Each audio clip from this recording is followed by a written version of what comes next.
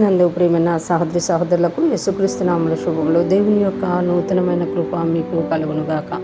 ఈరోజు దేవుడు మనకిచ్చిన మాట మీకా గ్రంథము 4వ అధ్యాయము 7వ వచనము. కుంటివారిని శేషముగాను దూరమునకు వెళ్ళగొట్టబడిన వారిని బలమైన జనముగాను నేను చేతును. యెహోవా సియోను కొండయందు ఇప్పటి నుండి శాశ్వత కాలము వరకు వారికి రాజుగా ఉండును. ఈ మాటగా మనం మీకా ప్రవక్త తెలియజేస్తున్న మీకా గ్రంథంలో చూడగలమన్నమాట.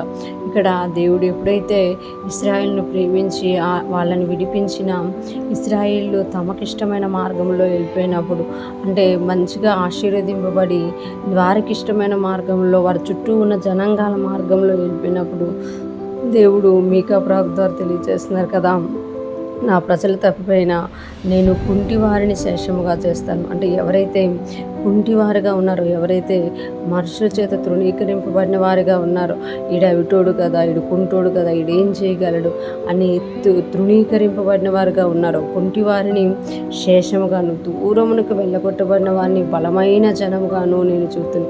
దూరమునకు వెళ్ళగొట్టబడిన వారిని ఏమీ లేక ఉన్న వాళ్ళ దగ్గర బతకలేక దూరమునకు వెళ్ళగొట్టబడిన వారిని, అంటే వీళ్ళందరూ కూడా దేవుని ఇశ్రాయేలు ప్రజలే కానీ కుంటివారిగా ఉండిపోయారన్నమాట.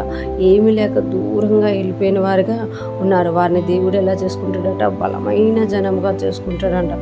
బలమైన జనముగాను నేను చేతును. యెహోవా సియోను కొండయందు ఇప్పటి నుండి శాశ్వత కాలం వారికి రాజుగా ఉండును. యెహోవా సియోను కొండయందు, అంటే సియోను అని యెరూషలేము అని ఎక్కడ చెప్పబడినది సంఘానికి సూచన.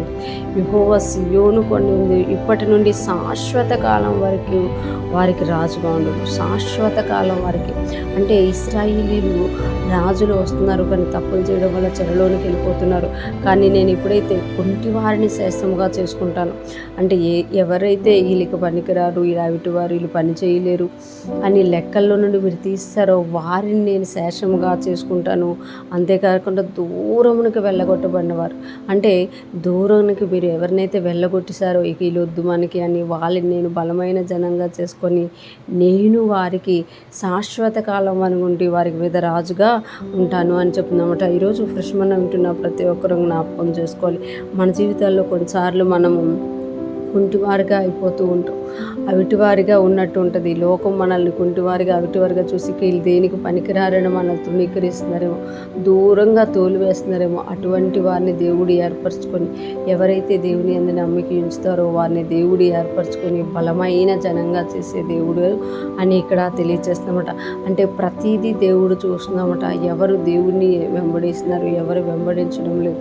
బలహీనమైపోయినా కూడా దేవుణ్ణి పట్టుకుంటున్నావా, నిన్ను దేవుడు బలమైన జనాంగంగా చేస్తాడనమాట. ఈ లోకంలో ఉన్న వాటి వైపు కాకుండా దేవుని వైపు చూస్తూ కష్టాన్ని అనుభవిస్తున్న నీ కష్టాన్ని తీసివేసి దేవుడు నీకు రాజుగా శాశ్వత కాలం వరకు ఉండబోతున్నారు. అటువంటి గొప్ప కృపనిచ్చిన దేవునికి వందనాలు చెల్లిస్తూ మనము ఎటువంటి పరిస్థితి అయినా, ఎటువంటి సందర్భమైనా, ఏది జరిగినా దేవుణ్ణే హత్తుకొని ముందుకు సాగిపోదుముగాక.